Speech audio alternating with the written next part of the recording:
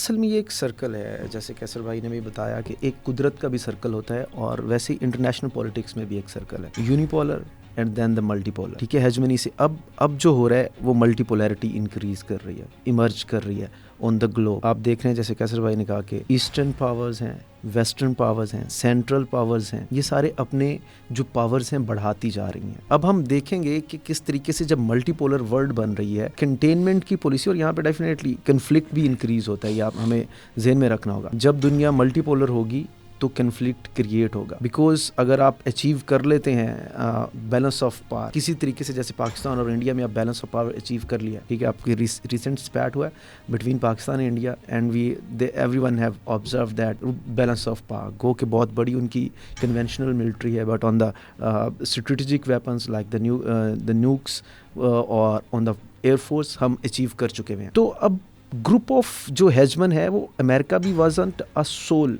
As a हेजमन।